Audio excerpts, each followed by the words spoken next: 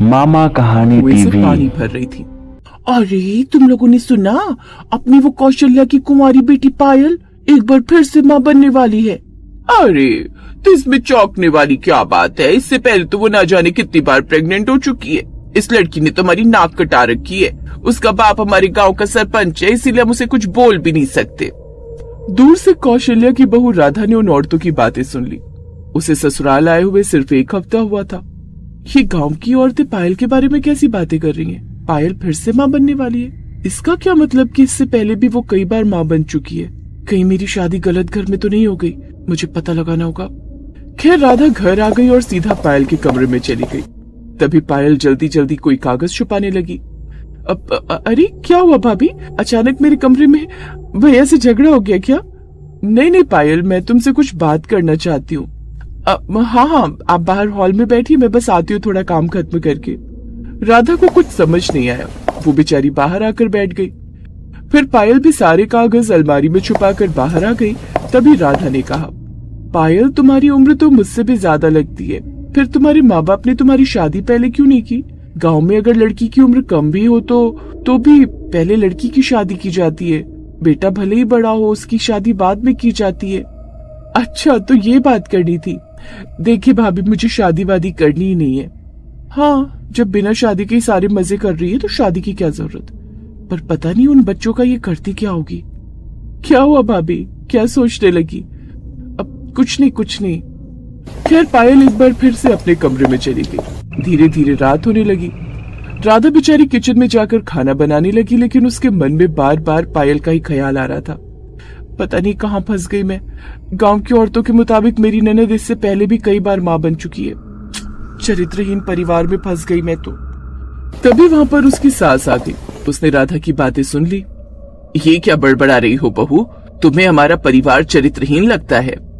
सासू माँ, मुझे अभी भी पता चला है कि पायल फिर से माँ बनने वाली है। इसका मतलब इससे पहले भी कई बार वो माँ बन चुकी होगी। हाँ, तुमने बिल्कुल सही सुना है। आज के बाद इस बारे में कोई बात मत करना। इतना बोलकर उसकी सास वहां से चली गई। चरित्रहीन परिवार को चरित्रहीन बोल दिया तो सासू माँ को मिर्ची लग गई। आने दो विक्रम को, उससे ही सारी सच्चाई पता चलेगी। थोड़ी देर में खाना बनकर तैयार हो गया।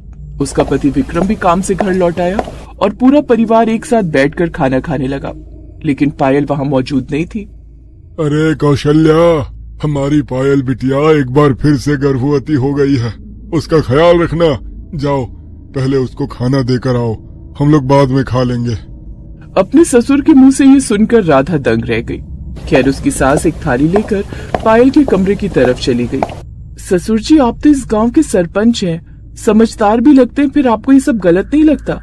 बहू, मुझे पता है तुम क्या सोच रही होगी, लेकिन जब तुम्हें सच्चाई पता चलेगी तब तुम्हें पायल पर गर्व होगा। ससुर जी बुरा मत मानना, पायल कुमारी होने के बावजूद बार बार प्रेग्नेंट हो रही है, इसमें भला कौन सी गर्व करने वाली बात है? और दूसरी बात, अभी तक जो उसके बच्चे हुए होंगे वो गए कहाँ? इससे पहले कि उसका ससुर कुछ बोल पाता, विक्रम ही बोल पड़ा। राधा, वक्त आने पर तुम्हें सब कुछ पता चल जाएगा। अभी हम तुम्हें कुछ नहीं बता सकते, लेकिन पायल को गलत मत समझो। चुपचाप खाना खाओ। खैर थोड़ी देर बाद राधा की सास भी वहां आ गई और सब एक साथ बैठकर खाना खाने लगे। खाना पीना खाकर सब अपने अपने कमरे में चले गए। विक्रम और राधा भी अपने कमरे में चले गए। विक्रम, एक बात बताओ, अगर मैं बिना शादी के ही माँ बन जाती तो क्या तुम मुझे स्वीकार करते? ये तुम क्या बक रही हो राधा? तुम्हारा दिमाग तो खराब नहीं हो गया? ऐसी लड़की से भला मैं क्यों शादी करता? तो फिर ऐसी बहन को इस घर में क्यों रखा है जो बिन ब्याहे बार बार प्रेग्नेंट हो रही है? उसे इस घर से निकाल क्यों नहीं देते? फिर तुम वही बात लेकर बैठ गई। चुपचाप सो जाओ और आज के बाद पायल के बारे में कुछ सोचना भी मत। तुम्हें पायल के बारे में ना बताने का फैसला हमारा सही ही था। इतना बोलकर विक्रम सो गया, लेकिन राधा को नींद नहीं आ रही थी। ये मेरे ससुराल वालों को हो क्या गया है? इन लोगों से इस बारे में बात करने का कोई फायदा नहीं, क्योंकि सब एक ही सुर में बात कर रहे हैं। मुझे लगता है ये बात इतनी साधारण नहीं है जितनी मैं समझ रही हूँ। इसके पीछे जरूर कोई ना कोई रहस्य है जो मुझे खुद पता करना पड़ेगा। अगली सुबह राधा ने नाश्ता बनाया और सब लोग एक साथ बैठकर नाश्ता करने लगे। पायल अभी भी वहां पर नहीं थी। वैसे राधा बहू, तुम नाश्ता बहुत स्वादिष्ट बनाती हो और हमारे परिवार के लिए तुम बिल्कुल परफेक्ट हो, क्योंकि हमें तुम्हारी जैसी ही संस्कारी बहू चाहिए थी। जिनका संस्कारों से दूर दूर तक कोई लेना देना ही नहीं, वो संस्कारों की बातें कर रहे हैं। इतने में वहां पर डॉक्टर साहब आ गए। अरे आओ डॉक्टर बाबू आओ, कैसे आना हुआ? अरे सरपंच जी, भूल गए क्या? आपकी बेटी फिर से प्रेग्नेंट हो गई है, इसलिए मैं उसके लिए चेकअप करने आया हूँ। अरे हाँ, वो अपने कमरे में नाश्ता कर रही है। कौशल्या, जाओ डॉक्टर साहब को लेकर पायल के कमरे में जाओ। चलिए डॉक्टर साहब। कौशल्या डॉक्टर साहब को लेकर पायल के कमरे में गई और अंदर से दरवाजा बंद कर लिया। राधा ये सब देखकर दंग रह गई। ससुर जी विक्रम, अब तो कम से कम मुझे सच्चाई बता दीजिए। अब तो डॉक्टर साहब भी आ गए। इससे ये बात तो पूरी तरह साबित हो गई कि पायल गर्भवती है, और वो भी बिना शादी किए। इसमें ऐसी कौन सी बात है कि मैं उस पर गर्व करने लगूंगी? देखो राधा, अभी तुम नई हो, तुम्हारे अंदर कोई बात पचती नहीं है, इसलिए वक्त आने पर तुम्हें सब पता चल ही जाएगा। पिताजी, मेरा नाश्ता हो गया है, मैं काम पर जा रहा हूँ। राधा, पायल को दिन में 3-4 बार जूस पिलाती रहना। इस टाइम हेल्दी खाना पीना बहुत जरूरी है। इतना बोलकर विक्रम काम पर चला गया, लेकिन ये सब देखकर राधा का दिमाग खराब हो रहा था। खैर थोड़ी देर बाद डॉक्टर साहब और कौशल्या बाहर आ गए। सरपंच जी, आपकी बेटी पूरी तरह स्वस्थ है, उसका बेटा भी स्वस्थ पैदा होगा। अब मैं चलता हूँ, लेकिन हर बार की तरह इस बार भी पायल को कमरे से बाहर मत निकलने देना, वरना गड़बड़ हो जाएगी। अरे डॉक्टर साहब, इनसे मिलिए, ये हमारी बहू रानी है। इस तरह की बातें इनके सामने मत कीजिए। अरे माफ कीजिए सरपंच साहब, मैंने सोचा इन्हें भी सब कुछ पता होगा। चलिए मैं चलता हूँ। इतना बोलकर डॉक्टर साहब वहाँ से चले गए। फिर दोपहर को राधा चुपचाप अपने घर से बाहर निकली। आखिर ऐसी कौन सी बात है जो डॉक्टर साहब को भी पता है पर मुझे नहीं पता? गांव की औरतों को जरूर पता होगा, उनसे जाकर पूछती हूँ। राधा गांव की कुछ औरतों को लेकर नदी के किनारे पहुंच गई। अरे राधा, तुम हम सबको गांव से दूर इस नदी के किनारे लेकर क्यों आई हो? देखिए, मेरे ससुराल वाले मुझे सच्चाई नहीं बता रहे, पर आप लोगों को तो सच्चाई पता ही होगी। जब मैंने उनसे पायल के प्रेग्नेंट होने के बारे में पूछा तो सबने यही कहा कि जब मुझे सच्चाई पता चलेगी तब मैं पायल पर गर्व करने लगूंगी। भला ऐसी कौन सी बात है, मुझे भी बताइए आप लोग। राधा, तुम्हारे ससुराल वाले पागल हो गए। भला जिनकी कुंवारी बेटी बार बार प्रेग्नेंट हो जाती हो, उसमें भला गर्व करने वाली कौन सी बात है? हम लोग तो कुछ बोल नहीं सकते क्योंकि तुम्हारे ससुर जी इस गाँव के सरपंच है। हमारे लिए उन्होंने बहुत कुछ किया है, आज भी करते हैं। कई बेटियों की शादी करवाई है, बस इसीलिए हम लोग कुछ नहीं बोल सकते। तो फिर मुझे एक बात बताइए, क्या आपने कभी मेरी ननद के बच्चों को देखा है? नहीं राधा, पायल के बच्चों को तो हमने कभी नहीं देखा। पता नहीं उन बच्चों का ये लोग क्या करते हैं। ये सुनकर राधा और भी ज्यादा डर गई। मेरे ससुराल वाले तो मुझे बहुत खतरनाक लगने लगे। अच्छा, एक और बात बताइए, क्या आप लोगों ने कभी पायल का पेट बाहर निकला हुआ देखा है? मतलब प्रेगनेंसी की हालत में उसे कभी देखा है आप लोगों ने? नहीं राधा, हमने उसे कभी भी प्रेग्नेंट नहीं देखा, क्योंकि जैसे उसकी प्रेगनेंसी की बात पता चलती है, तुम्हारे ससुराल वाले पायल का घर से निकलना ही बंद कर देते हैं, यहाँ तक कि उसे कमरे से बाहर भी नहीं निकलने देते। तो फिर आप लोगों को पता कैसे चलता है कि वो प्रेग्नेंट है? अरे तुम्हारे ससुराल वाले खुद पूरे गांव में ढिंडोरा पीट कर बता देते हैं कि हमारी बेटी प्रेग्नेंट हो गई है। बार बार डॉक्टर साहब उसे देखने आते हैं, वो भी बार बार यही सब बातें बोला करते हैं कि प्रेगनेंसी के समय पायल का ख्याल रखना, प्रेगनेंसी के समय हरी सब्जियां खिलाना, प्रेगनेंसी के समय उसे ज्यादा भारी सामान मत उठाने देना। यही सब सुनकर हमें पता चलता है कि तुम्हारी ननद प्रेग्नेंट हो चुकी है, और इससे पहले कई बार वो प्रेग्नेंट हो चुकी है। हर 10 महीने में वो प्रेग्नेंट हो जाती है। मुझे लगता है इसके पीछे कोई बहुत गहरा रहस्य है जो शायद आप लोगों को भी नहीं पता। चिंता मत कीजिए, मैं जल्दी ये रहस्य सुलझा लूंगी, फिर आप लोगों को भी बताऊंगी। दूर से किसी पेड़ के पीछे छुपकर उसकी सास ने ये बातें सुन ली। अच्छा हुआ हमने बहू को सच्चाई नहीं बताई, वरना ये तो पूरे गांव की औरतों को बता देती। तो इस तरह धीरे धीरे 3 महीने बीत गए। फिर एक रोज जब राधा पायल के कमरे में उसे जूस देने गई तब, पायल अब तो 4था महीना शुरू हो गया है, अब धीरे धीरे तुम्हारा पेट भी निकलने लगेगा, पर अभी तक तुम्हारा पेट 1 इंच भी नहीं निकला। ये कैसे हो सकता है? अब इस बारे में मुझे क्या पता भाभी, ये तो भगवान को ही पता होगा। खैर जूस देकर जैसे ही राधा उसके कमरे से बाहर आई, वैसे ही उसके सास ससुर मिल गए। बहू, अब आज के बाद पायल को जूस देने मैं जाया करूंगी, तू उसके कमरे में नहीं जा सकती।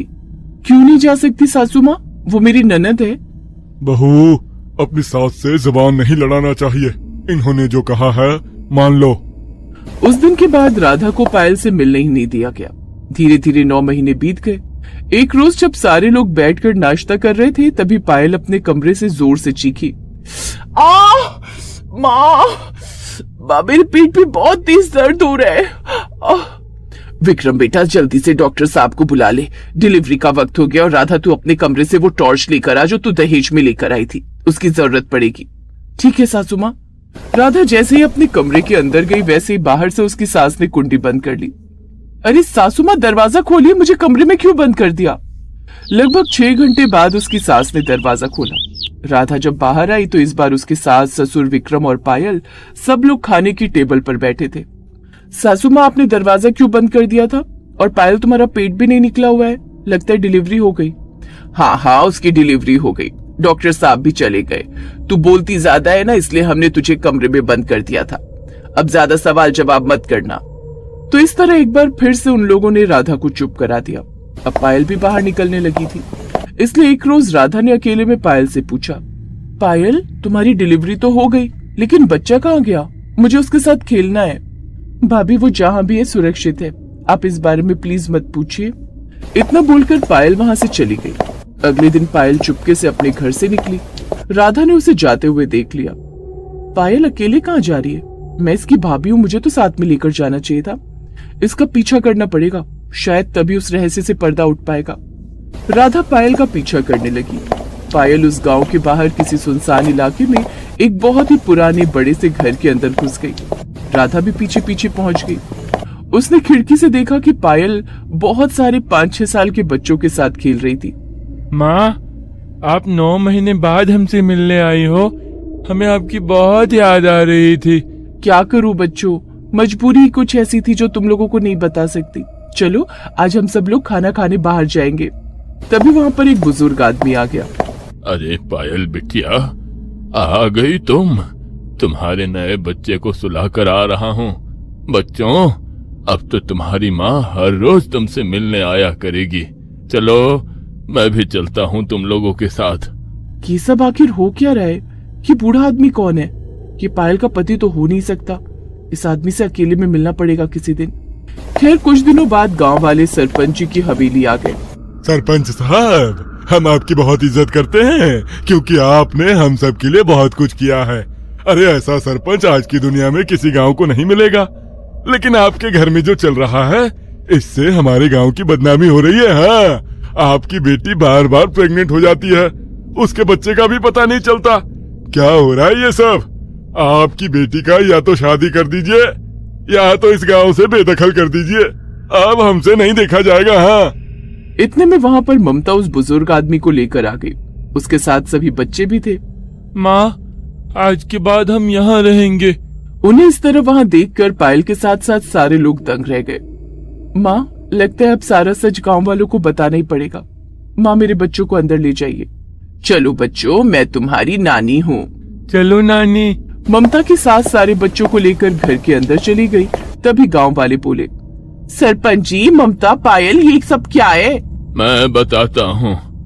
दरअसल ये सारे बच्चे पायल के नहीं हैं। ये सब तो बेचारे अनाथ हैं, पर पायल ने इन्हें कभी ये पता ही नहीं चलने दिया।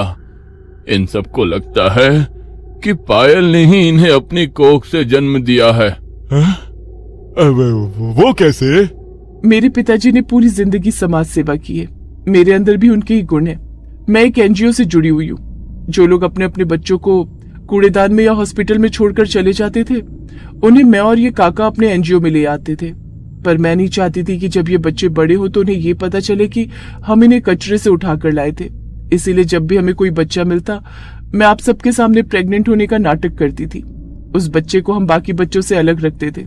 9 महीने बाद ही बाकी बच्चों से मिलवाते थे, ताकि किसी को भी ये न लगे कि वो अनाथ है। हाँ, इसका मतलब तू कभी प्रेग्नेंट हुई ही नहीं? नहीं, मैं सिर्फ प्रेग्नेंट होने का नाटक करती थी, ताकि अगर कभी आप मेरे बच्चों से मिलो तो आप में से कोई भी धोखे से उन्हें सच ना बता दे। हमें डर था कि ममता बहू की वजह से एक दिन सारी सच्चाई दुनिया के सामने आ जाएगी, और आज वही हुआ। इसीलिए बहू, हम तुझे कुछ नहीं बता रहे थे। मुझे माफ कर देना पिताजी। आप लोग तो आज के जमाने में भी महानता की मूरत हो। मैं धन्य हो गई इस घर की बहू बनकर। सरपंच जी, हमें भी माफ कर देना। हमने आप पर शक किया।